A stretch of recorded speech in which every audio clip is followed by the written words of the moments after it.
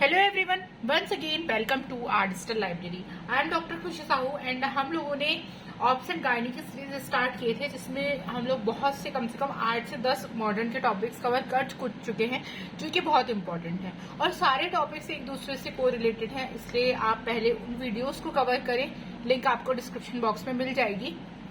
आज हम लोग पढ़ेंगे टॉपिक ऑब्स्ट्रक्टेड लेबर।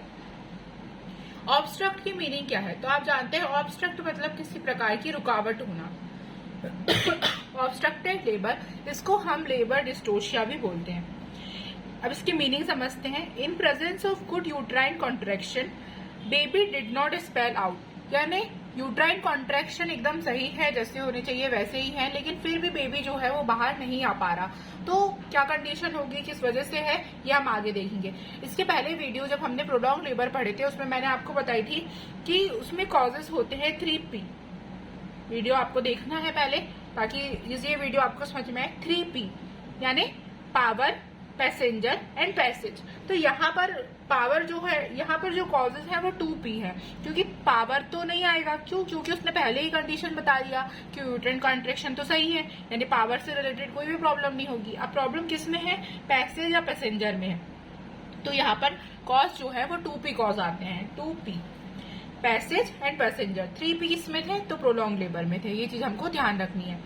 तो पैसेज और पैसेंजर के सेम एज प्रोलॉन्ग लेबर। इसके पहले आपको प्रोलॉन्ग लेबर की वीडियो देखनी होगी। सेम कॉस्ट जो है प्रोलॉन्ग लेबर में जो जैसे हो रहे थे, पैसेज यानी बर्थ कैनाल और पैसेंजर यानी जो बेबी है, फीटस है, वो। इन दोनों में क्या क्या कॉजेस हो सकते हैं जिस वजह से ऑब्स्ट्रक्टेड लेबर होगा, ये आपको प्रोलॉन्ग लेबर वाली वीडियो से कवर करना है। देन हम देखेंगे पैसेज। तो पैसेज में क्या क्या प्रॉब्लम हो सकती है? तो ट्रांसवर्स लाई, यदि बेबी जो है वो यूट्रस में ट्रांसवर्सली प्रेजेंट है, इस तरीके से। देन सेकेंड, शोल्डर डिस्टोशिया, यानी उसका शोल्डर जो है वो कहीं पर अटका हुआ है। कंपाउंड प्रेजेंटेशन है। डिफ्लेक्स हेड है। ऑसिपुटोपोस्टीरियर प्रेजेंटेशन है। इसमें इन चांसेस है कि पैसेंजर यानी फीटस की यदि ये सब कंडीशन है, तो चांसेस है कि लेबर ऑब्स्ट्रक्ट हो सकता है, यानी कहीं पर रुकावट हो सकती है। देन कंजेनिटल एनोमलीज यदि प्रेजेंट है फीटस में, लाइक हाइड्रोसिफिलस, जो हेड है उसमें लार्ज हेड है, पानी भरा हुआ है।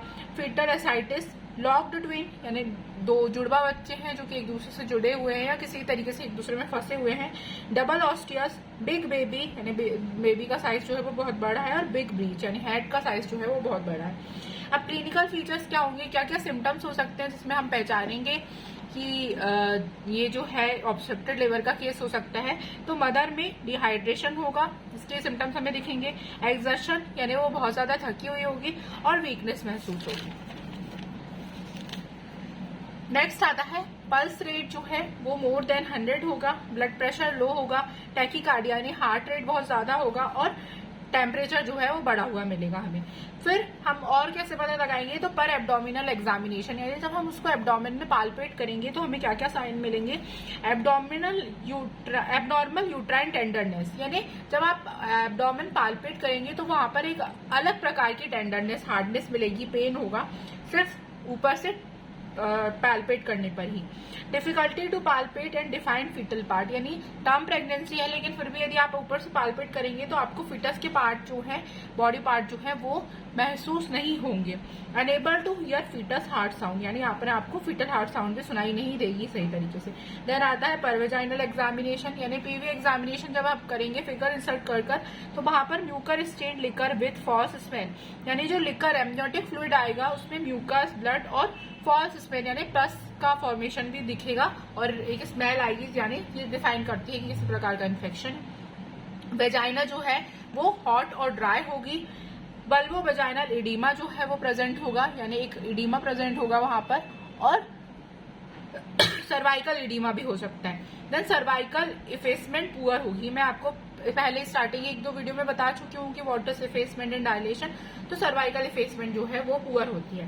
देन मॉर्बिड एनाटॉमिकल चेंजेस आपको क्या मिलेंगे? तो formation of benders rings.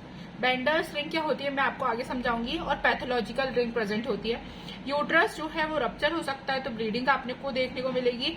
Bladder trauma due to present of presenting part, यानी यदि बेबी जो है वो ट्रांसवर्स लाइन में प्रेजेंट है तो उसका कोई भी बॉडी पार्ट जो है वो ब्लैडर को ट्रॉमा पहुंचा सकता है। तो यहाँ पर हमें ये कंडीशन भी देखने को मिलती है, बेंडर्स रिंग का फॉर्मेशन, यूट्रस रप्चर और ब्लैडर में ट्रॉमा हो सकता है। देन तो इन सब कंडीशन से हमने पहचानना है कि ये जो केस है ऑब्स्ट्रक्टेड लेबर का है। Blood stained uterus due to rupture and trauma, अभी मैंने आपको बताई कि रप्चर होने की वजह से हमें कहीं ना कहीं पर ब्लड पार्टिकल्स दिखेंगे और ऑब्स्टेटिक या जेनाइटल फिस्टुला हो सकता है, जिसकी वजह से ब्लड सप्लाई डिक्रीज होती है। अब व्हाट इज बेंडर्स रिंग? तो ऑब्स्ट्रक्टेड लेबर में, जब ऑब्स्ट्रक्टेड लेबर है तो उसमें यूट्रस के अपर सेगमेंट और लोअर सेगमेंट के बीच में एक रिंग लाइक फॉर्मेशन हो जाता है, उसको हम बोलते हैं बेंडलर्स रिंग। ये केवल यदि ये रिंग बन रही है तो ये कंफर्मेशन है कि ये लेबर जो है ऑब्स्ट्रक्टेड लेबर है। इसमें अपर सेगमेंट थिक और लोअर सेगमेंट थिन और रप्चर भी हो सकता है। इमीडिएट कॉम्प्लिकेशन क्या मिलेंगे? यदि ऑब्स्ट्रक्टेड लेबर है तो तुरंत आपको क्या क्या कॉम्प्लिकेशन देखने को मिलेंगे मदर में? Dehydration, exertion, metabolic acidosis, genital sepsis, genital trauma और पीपीएच यानी पोस्टमार्टम हेमरेज, उसको बहुत ज्यादा ब्लीडिंग हो सकती है आफ्टर डिलीवरी, शॉक की कंडीशन में जा सकती है और डेथ भी हो सकता है। लेट कॉम्प्लिकेशन में क्या क्या देखने को मिलेगा? तो ऑब्स्टेटिक एंड जेनाइटल फिस्टुला, यानी आफ्टर ऑब्स्टेटिक लेबर, यानी जब बर्थ हो गया उसके बाद उसको क्या कंडीशन हो सकती है? तो ऑब्स्टेटिक और जेनाइटल फिस्टुला और सेकेंडरी एमेनोरिया, यानी उसके पीरियड्स जो है वो डिस्टर्ब हो सकते हैं। देन नेक्स्ट आता है फीटस में क्या क्या कॉम्प्लिकेशन देखने को मिलेंगे हमको? हमें तो एस्फेक्सिया यानी उसको difficulty in breathing, intracranial haemorrhage हो सकता है, फीटल एसिडोसिस हो सकता है क्योंकि मदर को भी एसिडोसिस हुआ था, एसिड की क्वांटिटी बढ़ी थी, इन्फेक्शन हो सकता है और हो सकता है कि ऑब्स्ट्रक्टेड लेबर की वजह से बेबी की डेथ भी हो जाए ड्यूरिंग बर्थ या फिर इंट्रायूट्राइन डेथ। मैनेजमेंट कैसे करेंगे? तो एएनसी, एंटीनेटल केयर, बहुत इंपॉर्टेंट है ये कि जो प्रेग्नेंट लेडी है उसकी हर month antenatal care, antenatal checkup हो और प्रॉपर उसमें, क्योंकि इसमें पहले से ही जो है वो हम आने वाली मुसीबत का पता लगा सकते हैं यदि कोई ऐसे चांसेस क्रिएट हो रहे हो। तो इसलिए लास्ट ट्राइमेस्टर में बहुत जरूरी होता है कि प्रॉपर चेकअप हो।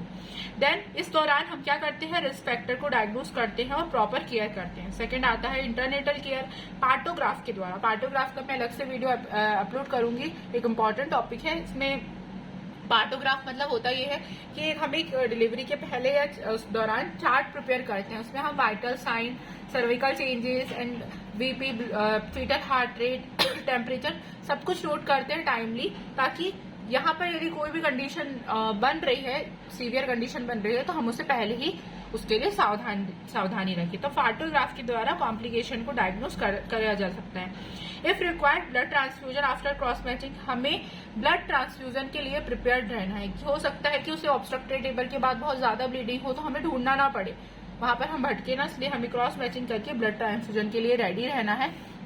देन आता है नेक्स्ट पॉइंट, रिलीव ऑब्स्ट्रक्शन, यानी कोई भी किसी भी प्रकार का ऑब्स्ट्रक्शन है सबसे पहले उसे दूर करना है। Correction of dehydration by using intravenous fluid, यानी आईवी उसे रेगुलरली देना है ताकि डिहाइड्रेशन क्योर हो सके। कल्चर, वेजाइनल स्वैब को जो है उसका कल्चर करना है ताकि वहां पर किस प्रकार का इन्फेक्शन है उसका पता लगाया जा सके और हम एंटीबायोटिक शुरू कर सकें। देन लास्ट आता है हेड एंड प्रेजेंटिंग पार्ट नीचे, यदि हेड एंड प्रेजेंटिंग पार्ट नीचे है तो हम वेजाइनल डिलीवरी कर सकते हैं। ऑब्स्ट्रक्टेड लेबर में यदि हमें उसका प्रेजेंटिंग पार्ट दिख रहा है तो हम वेजाइनल डिलीवरी कर सकते हैं with the help of forceps. पर यदि ऐसा नहीं है, ये कंडीशन नहीं है, आपको हेड नहीं दिख रहा या फिर बेबी जो है वो ट्रांसफर्स लाइन में है, तो हमें किसी भी प्रकार की देरी ना करते हुए सिजेरियन सेक्शन प्रेफर करना है। तो ये था ऑब्स्ट्रक्टेड लेबर, एक इम्पॉर्टेंट टॉपिक।